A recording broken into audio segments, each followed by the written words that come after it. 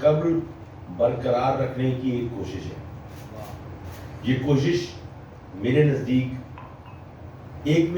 ہی کیوں ایسے تمام افراد کے نزدیک آسن ٹھہرتی ہے جو اپنی اعلیٰ معاشرتی اقدار سے محبت رکھتے ہیں. دراصل معاشرتی اقدار ہی باہمی عزت و احترام کے راستے افراد معاشرہ کے درمیان موجود رشتوں کو مضبوط کرتی ہیں.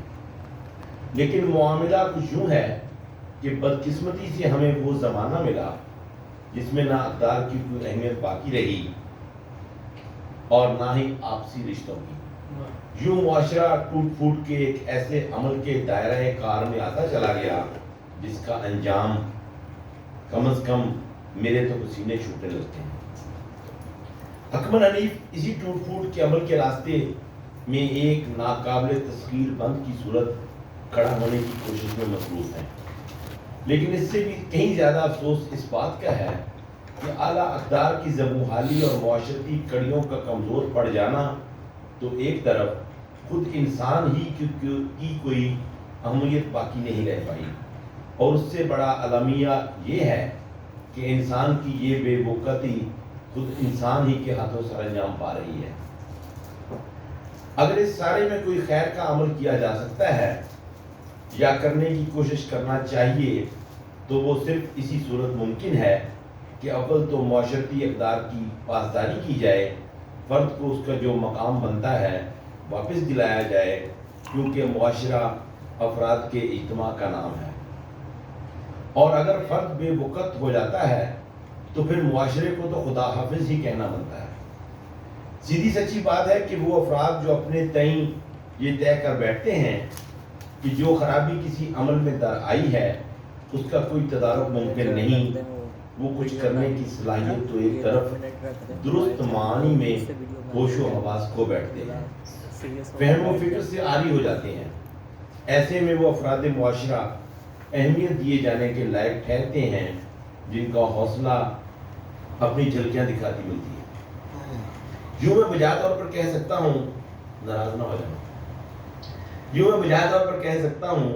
اکمل حنیف کی شاعری محبت کے جملہ پہلوؤں کو محیط ہے.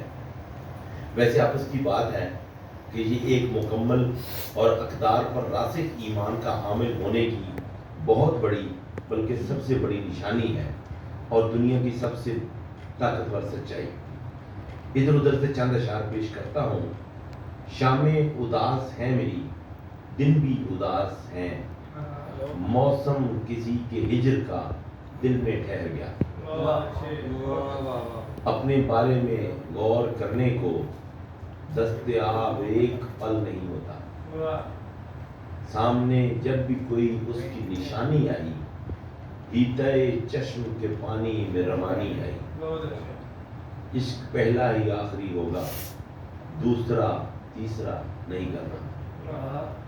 تیری آنکھوں سے زمانے کو میں دیکھوں اکمل، اور مجھ کو پس دیوار نظر آنے لگے. جب تک یہ تیرے رنج کے سائے نہیں جاتے، خوشیوں کے دیے ہم سے جلائے نہیں جاتے. کل شب کسی کی یاد میں رویا میں اس قدر، پھر مجھ سے کوئی خواب میں آ کر لپٹ گیا. رت جگہ رائے گا نہیں جانتے، رات بھر چاند دیکھتا ہے مجھے. اکمل حنیف کا شعری سفر اپنی پوری آب و تاب سے جاری ہے. ان کے ہاں شعری وفور دیکھنے لائق ہے. ان کے اشعار قاری کو اپنی طرف مائل کرتے ہیں، اور مجھے پورا یقین ہے کہ گزرتے وقت کے ساتھ ان کے تجربات و مشاہدات میں وسعت در آئے گی. ان کے شعری عقائد مزید پختگی کے حامل ہوں گے. اپنے قاری سے ان کا رشتہ مزید مضبوط ہوگا. شکریہ.